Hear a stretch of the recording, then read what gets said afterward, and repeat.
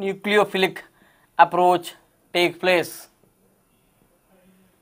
So the positive charge that is induced on this carbon atom due to the presence of this chlorine is making this nucleophile approach this carbon with the positive charge, which we consider as the nucleophilic substitution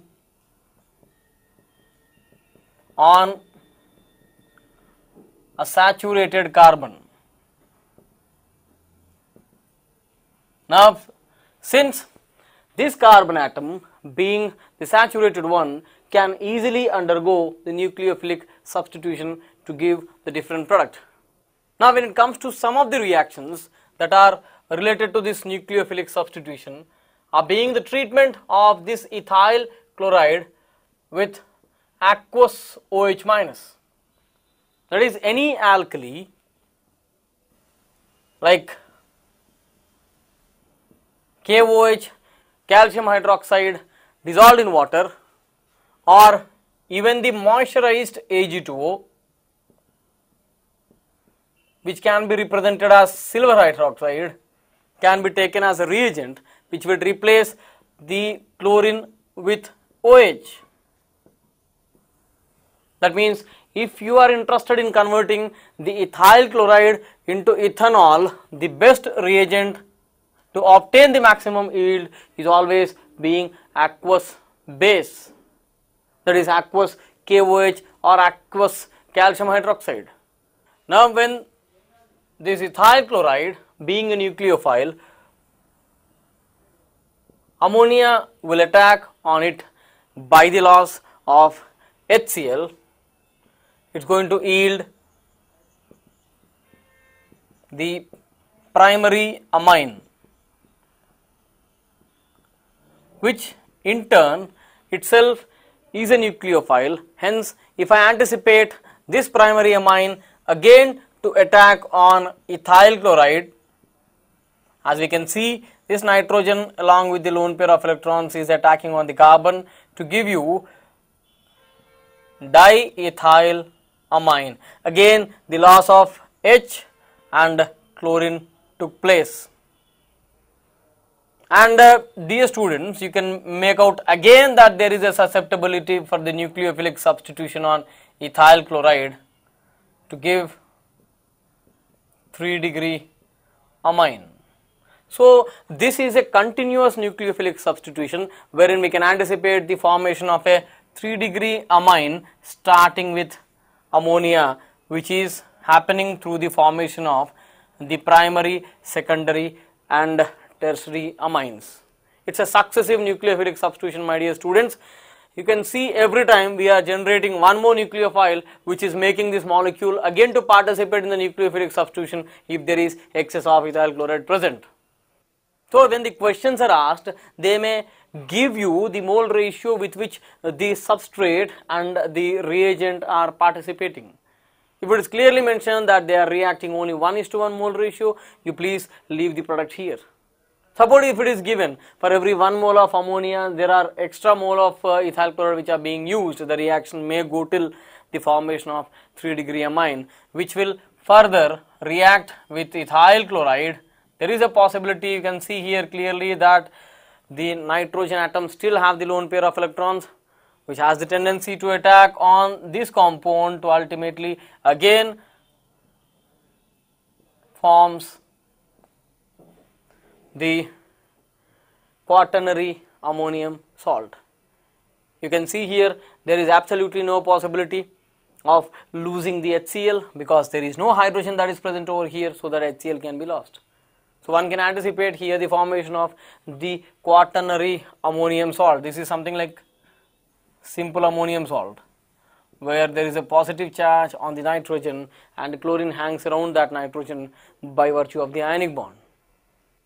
So, now this is of the kind of nucleophilic substitution reaction that are taking place on the ethyl chloride. As we could see that alcohols are generated, amines are generated. Now, we will be seeing some interesting aspects related to this nucleophilic substitution reaction when we change the cation.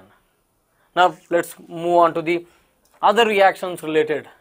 Now, when I see that if I want to obtain the cyanides, as one suggests that Cn minus is a nucleophile, as we had a freedom in the previous reaction of using KOH or silver hydroxide. Here, if you take that liberty and you carry out the nucleophilic substitution on this, you may end up at getting the different products. Now, I mean to say, suppose if I take potassium cyanide or sodium cyanide, or we can even take the calcium cyanide, the product obtained was found to be the ethyl cyanide or propane nitrile. Now, when the same reaction, I mean the formation of the cyanide is anticipated with the silver cyanide or mercury cyanide, I mean mercury is present in its +1 oxidation state, hence it can be called as mercurous cyanide. The product found to be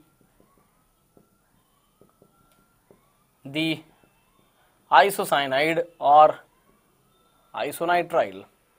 Now let us analyze the basic reason that is associated with the formation of two different products when the similar kind of reagents has been used.